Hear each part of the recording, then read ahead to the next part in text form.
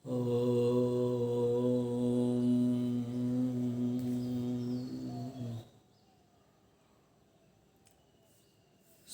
चर्चा की आज की कड़ी में बंधु हम आयुर्वेद के अनुसार जो दिनचर्या है इसके बारे में समझेंगे कि दिनचर्या का क्या महत्व है, दिनचर्या क्या है, इसे हम समझेंगे। देखिए, आयुर्वेद में दिनचर्या का बहुत ही महत्वपूर्ण स्थान है जो स्वास्थ्य के लिए अत्यंत आवश्यक है। जो व्यक्ति स्वस्थ रहना चाहते हैं, निरोग रहना चाहते हैं, उसे इस दिनचर्या का पालन करना चाहिए। दिनचर्या हम 24 घंटा को लेते हैं, दिन और रात मिला करके दोनों को दिनचर्या बोलते हैं।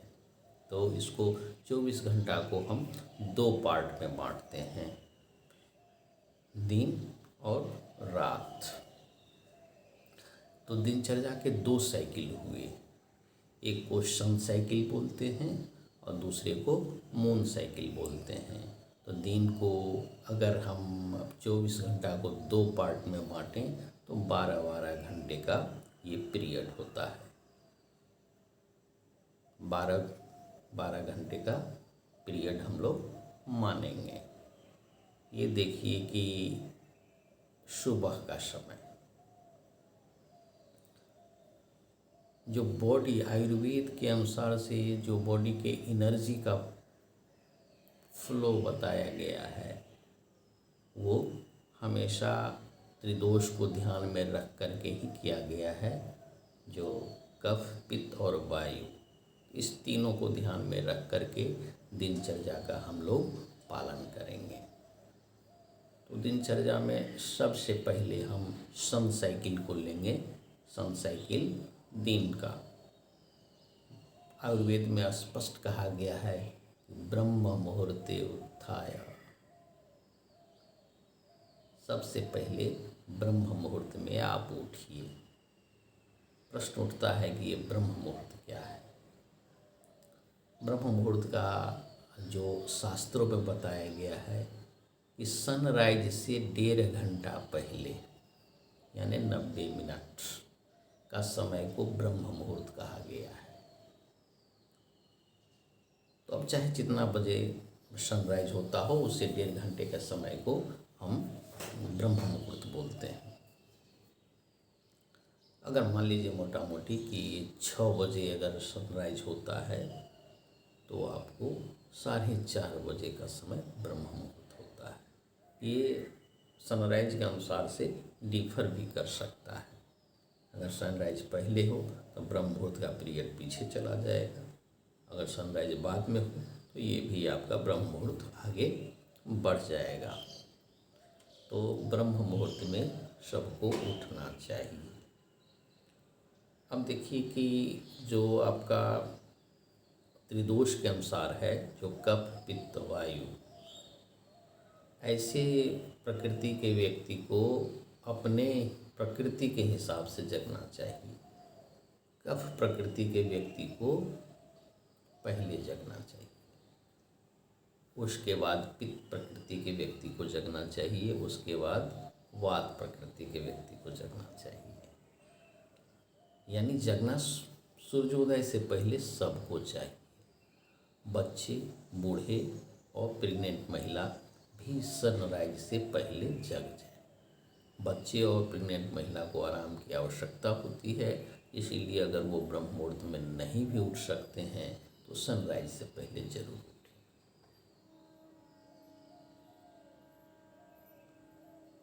सनराइज से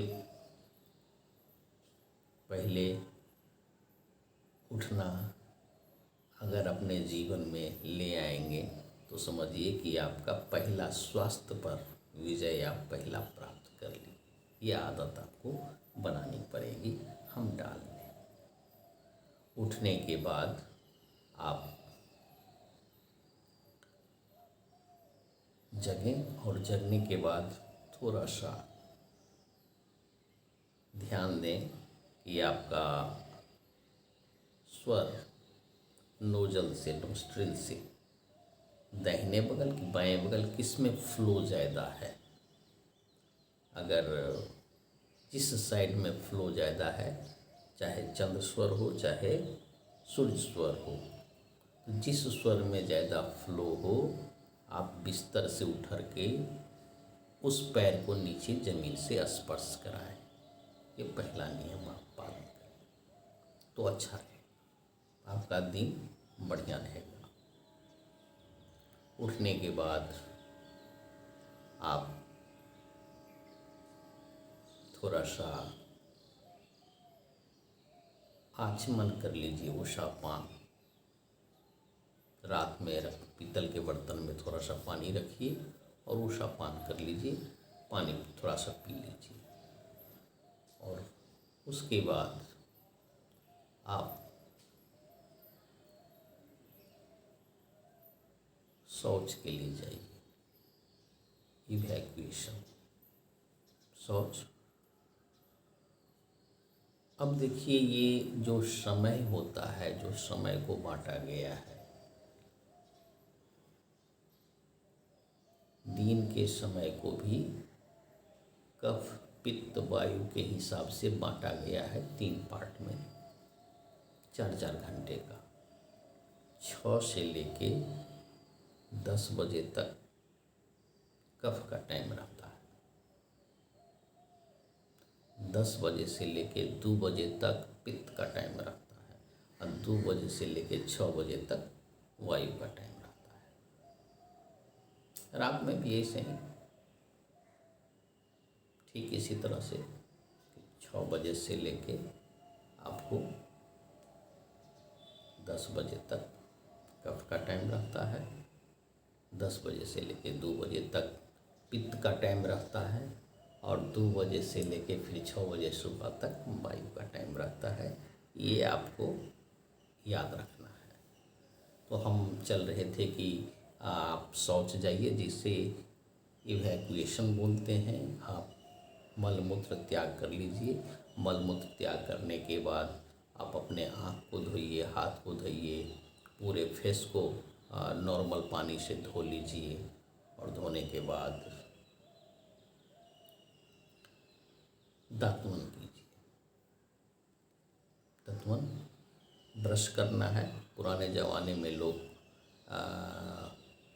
बहुत सारे लकड़ियों का यूज़ करते थे, नीम का दतमन, बाँस का दतमन, खैर का दतमन। अब तो लोग ब्रश से करने लगे हैं, तो आप ब्रश कर लीजिए। फिर आप जीभ को साफ़ करिए, और जीभ को साफ़ करने के बाद बढ़िया से कुल्ला कर लीजिए।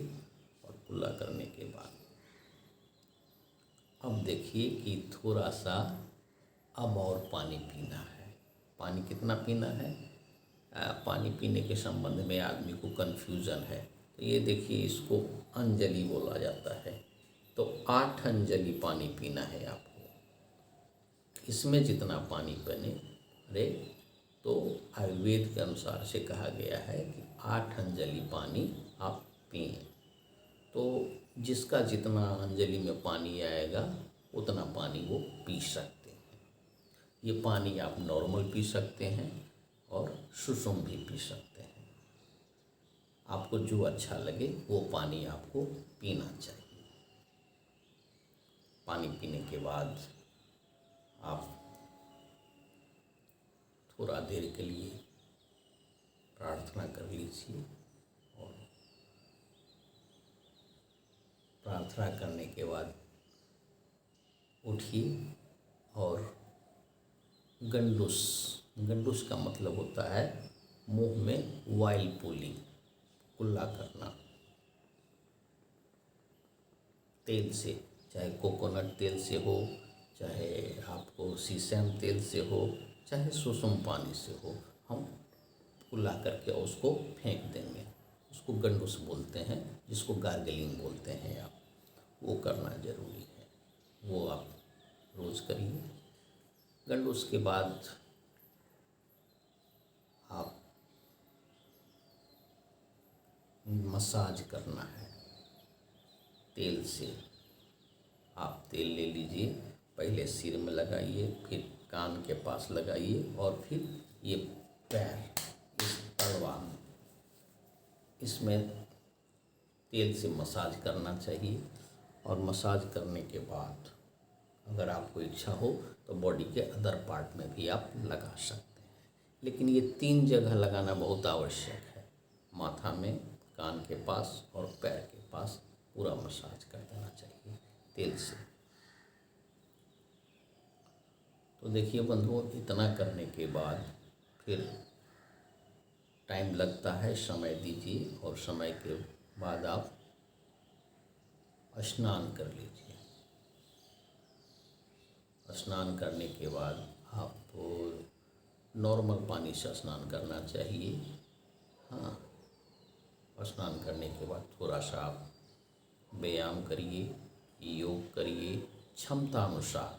जितना आपको क्षमता हो उसी के अनुसार, क्षमता से ज़्यादा नहीं करना चाहिए, क्योंकि अति वर्जित सर्वत्र। योग, मेडिटेशन और व्यायाम करिए। ये करने के बाद आपका समय बीतता चला जाता है और समय के अनुकूल आप कामकाजी लोग हैं। तो आप देखिए कि जो हम लोगों का पीरियड बताए हैं, जो कफ, पित्त और वायु का जो पीरियड होता है, उस हिसाब से आप अपनी दिनचर्या में लग जाइए। दिनचर्या में लगने के बाद आप हल्का नाश्ता कर सकते हैं। नाश्ता में जो सीजनल फ्रूट्स हो, आप सीजनल फ्रूट्स खाइए।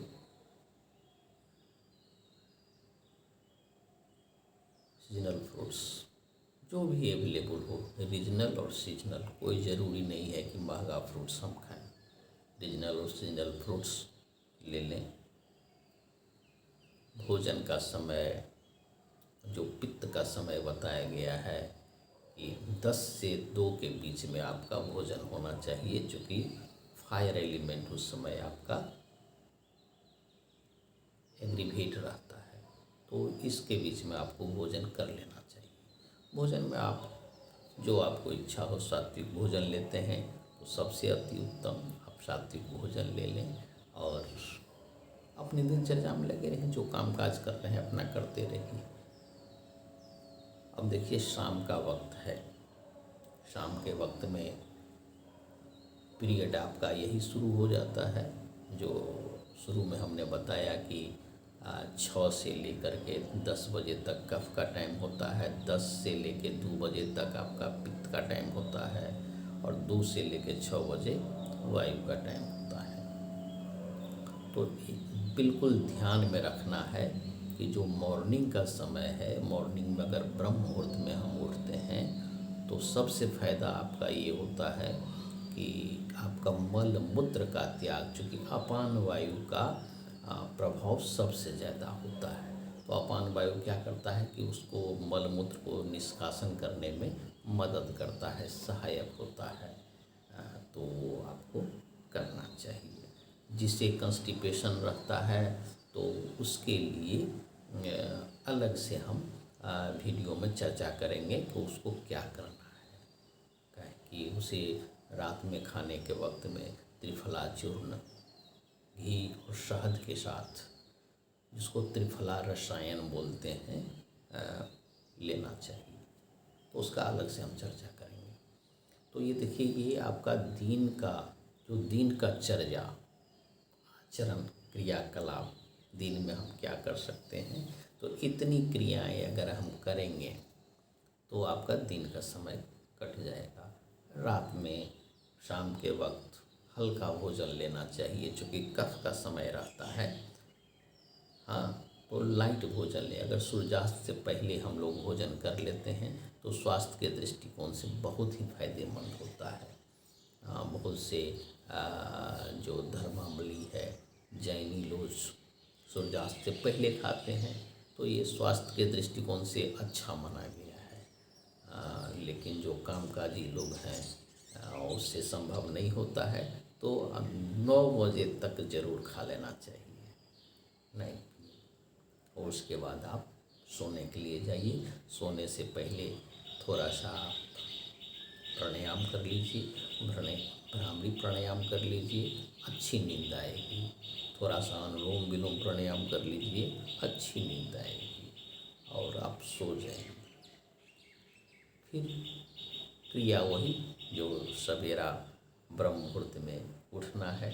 कहा भी गया है कि early to bed early to rise makes a man healthy wealthy and a wise.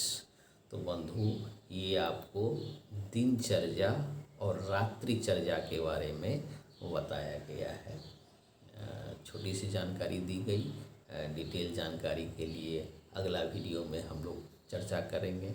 अगर मेरे चैनल पर आप पहली बार आए हैं तो आचार्य विजय योगा ज़रूर सब्सक्राइब करिए। वहीं पर घंटी है, बेल है, उसे दबाइए ताकि अगला नोटिफिकेशन आपको सबसे पहले प्राप्त हो। धन्यवाद। ओम शांति।